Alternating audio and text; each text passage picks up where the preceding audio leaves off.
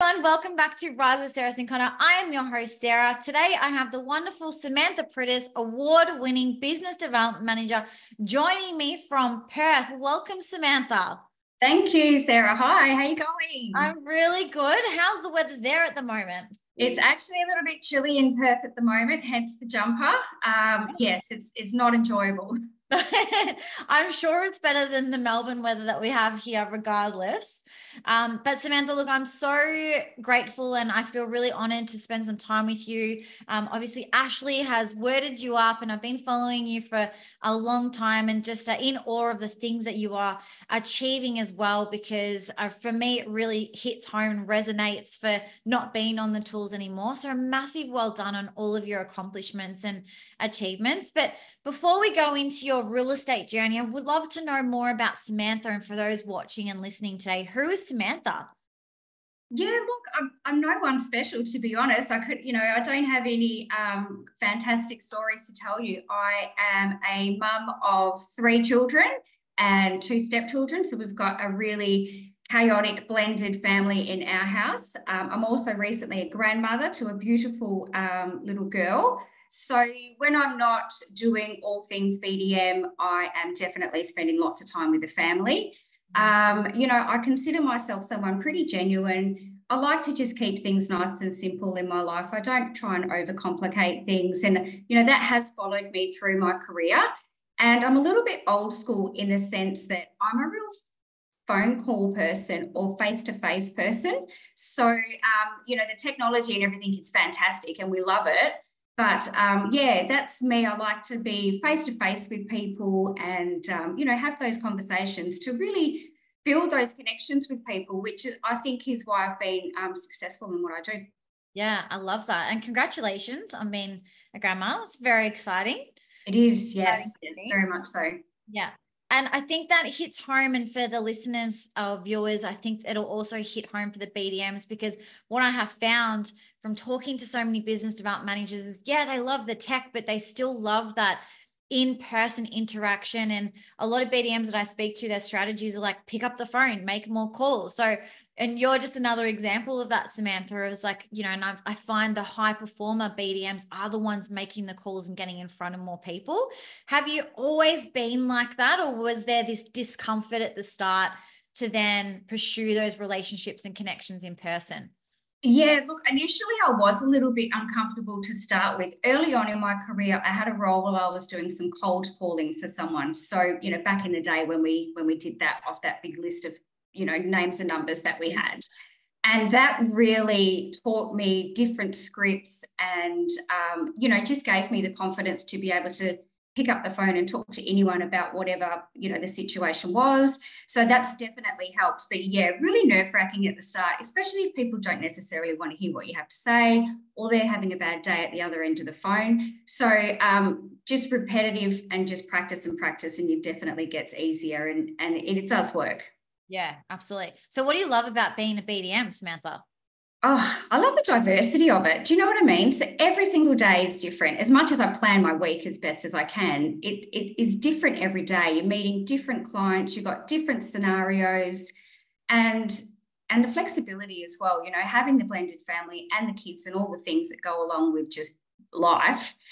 It's great to be able to have that flexibility in my career. So, typically my day starts at 4:30 in the morning. So by 4:00 in the afternoon, I've got a good couple of hours there where I can be with the kids and do the dinner and all of that sort of jazz. So it's a fantastic career choice for me personally. And yeah, the flexibility and the diversity is great.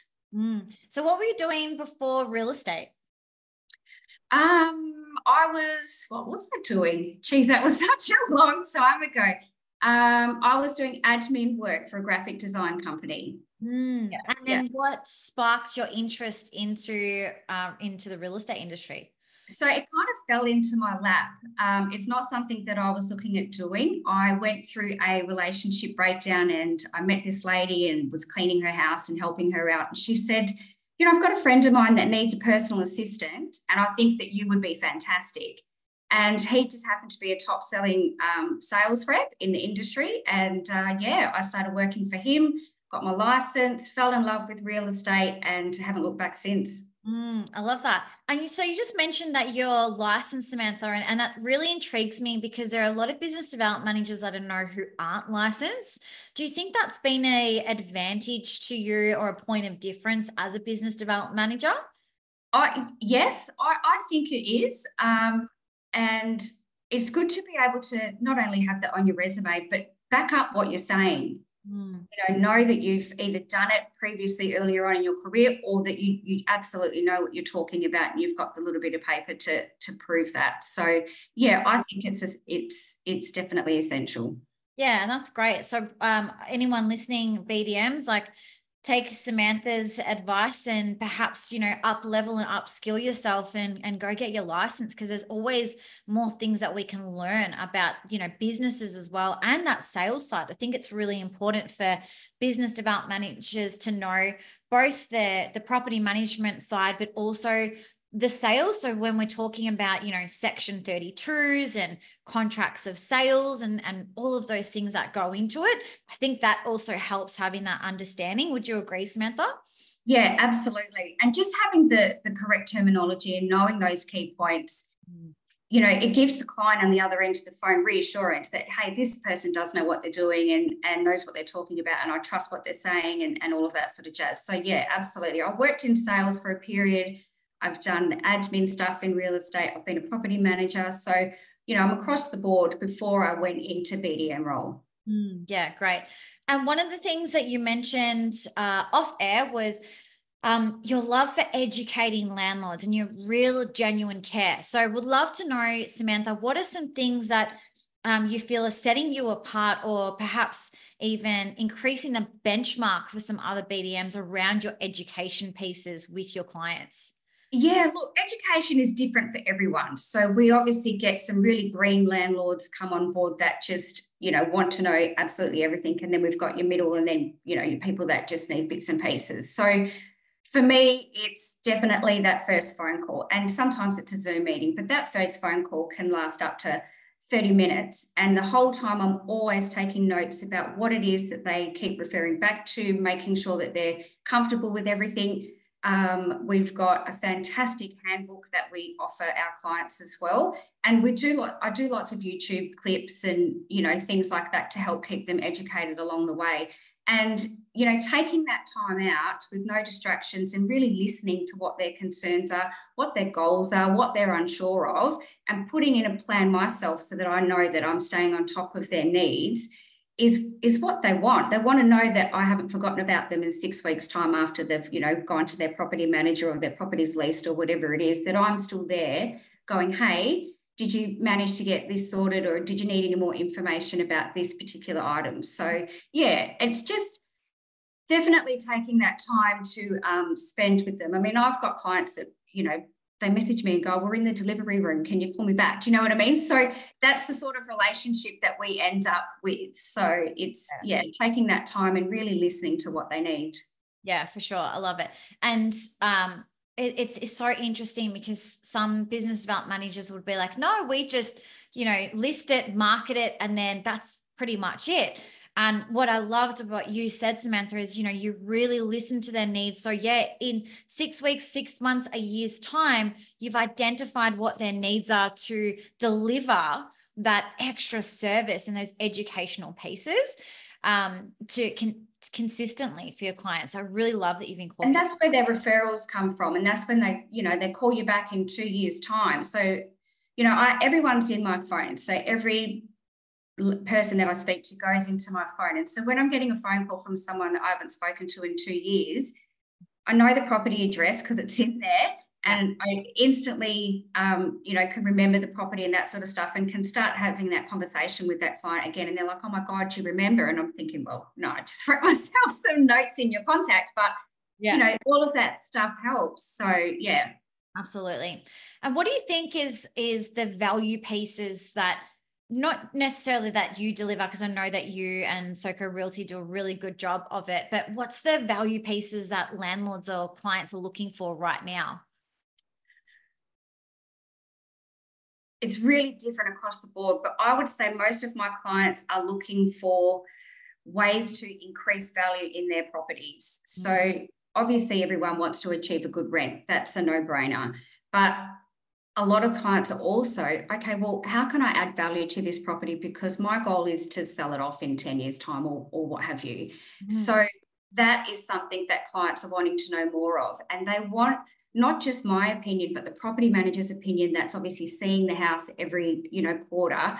What does it need? What can we do? What can we improve for minimal spend with maximum return, so that even if we don't sell, we can refinance and we've got an extra 50, 60 grand sitting here. So that's definitely something that my clients are wanting from myself. And I'm happy to walk them down that road and go through the property with them and see what we can do to get that equity there, so that potentially they can buy another one, or if they sell, so that they can move on to their next, big dream or goal, that whatever that looks like for them. That's such gold conversations that you're having there, Samantha. And the fact that you are obviously educated enough to be able to add that value, I think is exceptional. And I would love to see the industry more and more heading that way, because right now Perth market is hot, Samantha. Like, you guys are on the news, like you're in the reports from corporates, being like, Perth markets are hot for all their different franchise offices. So at some stage though, perhaps it might plateau, right? So have you started thinking about strategies if perhaps the market starts not performing the way it is performing at the moment? I'm sure Ashley has. Good, Ashley. To be honest, I'm a little bit sort of busy and caught up in the moment to put in my long-term strategies, but I'm sure Ashley's got some good plans in place. Look, definitely the market is going to slow. We have got just a lot of eastern states investors, obviously, as you know, but we've got plenty of people in Perth that are still investing. So, we will always be here for those people in Perth, and we're doing a lot of marketing in around our own town and that sort of stuff to get those people on board. So, we'll just have to see how it goes. The talk within the industry here is that we've probably got another 18 months or so. That's what everyone is sort of suggesting with the market. But I'm not 100%. We'll just have to see how that goes. Yeah, I love it. You're optimistic about it. So it's like, let's focus on the now. And then I think it's, the foundations as well that you have formed, Samantha, I think within your team, yourself, with Ash Soko Realty is no matter the market conditions, you guys will be innovative and be able to act really quickly, which is absolutely. I mean, Ashley's just, a trailblazer with all of that. So yeah, awesome.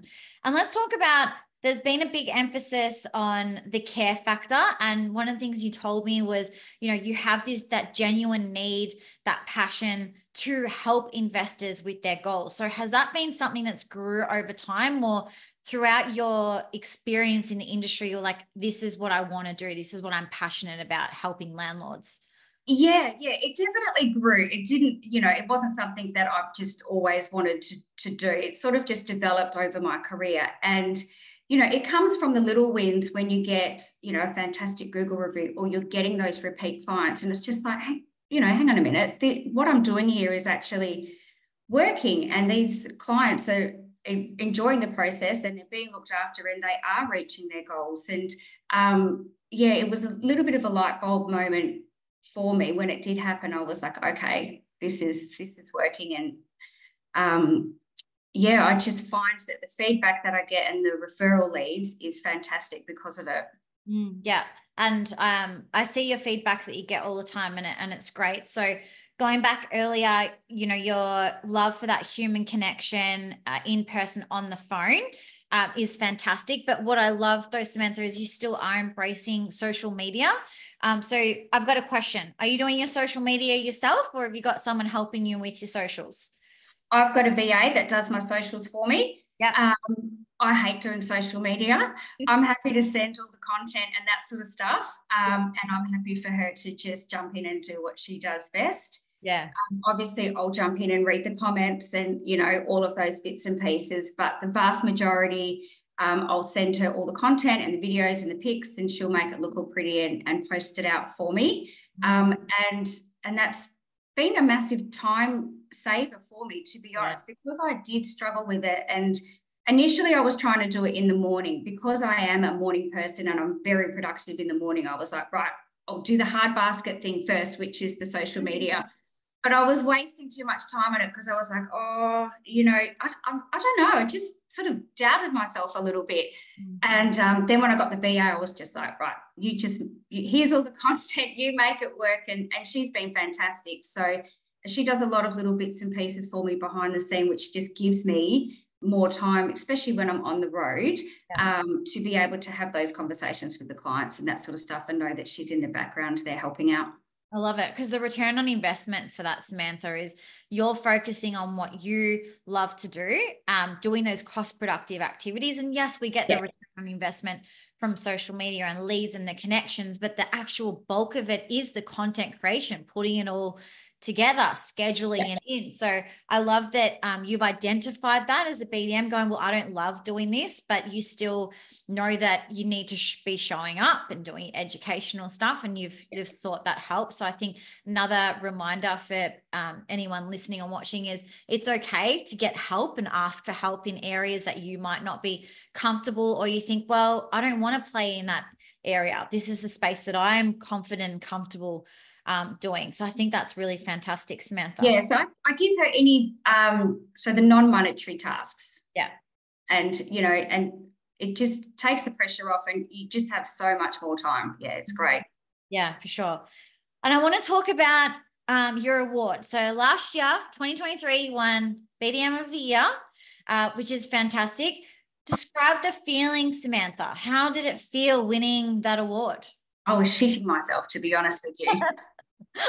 Because so I didn't, you know, normally when you go to these awards events, you have a couple of drinks while you're getting ready, and then you'll relax and enjoy yourself. No, I was like a nervous Nelly the whole day and night, because I was like, oh my God, you know, what if I win? I hope I don't fall up, because they have this staircase slippery, and I was like, oh my goodness, you know, this is going to be the worst.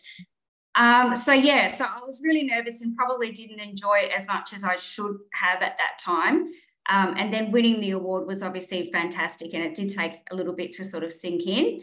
And I was up against some fantastic BDMs in our state here. So yeah, really, really pleased, and looking forward to heading over to Tassie in a couple of weeks for the nationals. But yeah, it was a great result. Yeah. What did it mean for you to win that award? It meant a lot, actually. It just sort of makes you go, okay, I just feel like I'm doing my job and I'm doing it well. But to get recognition like that is like, wow, okay, all right, I am that good, as cocky as that sounds. Do you know what I mean? So no, it was really, really good. Yeah. I think it's, you know, from being an award winner previously myself, I was like, I felt humble that I won that award, but it made me still hungry to continue to do what I was doing. And I think it's a reflection, and 100% Samantha, it's a reflection of the efforts that you have put in as a business development manager, not just to the business, but your community and to your clients. So it's absolutely fantastic. And then following up from that, you are heading to the nationals for BDM of the Year across Australia. Is that right? Yeah, crazy to think that that's where we're going to be in a couple of weeks. Our office is up for 3 awards, so hopefully we walk away with one. Really, really excited and pumped to get there, and really looking forward to being able to meet the other BDMs and have a chat to them and just see what they've been doing and all of that sort of jazz, because obviously we're all in different states, so we're not direct competition or anything like that. So super excited. Not nervous about this one. Just we're going to go there and enjoy it and embrace it, and hopefully learn something while I'm there. We've got some real estate events booked in as well. So yeah, super pumped. Don't care if we come away with a win for this one or not, but just being able to get there is huge. Yeah, real honor. Yeah, even being a finalist or even being nominated is still a win, absolutely. Yeah. So any BDMs listening or watching today, what are perhaps 3 actionable things that you think that they should be doing on a daily or a weekly basis to be successful in their role and within the businesses that they work for? So for me, my top 3 things that I do that work for me is absolutely plan your day as best you can. So as I said, I'm up at 4:30, And that first half an hour, 45 minutes is me with my coffee, going over my calendar, what I've booked in, double checking everything's been confirmed and making sure that my day is planned and going to run to schedule so that I'm not, anxious or running late or anything like that, which is key for me because it stresses me out. Yeah. Number 2 is absolutely pick up the phone.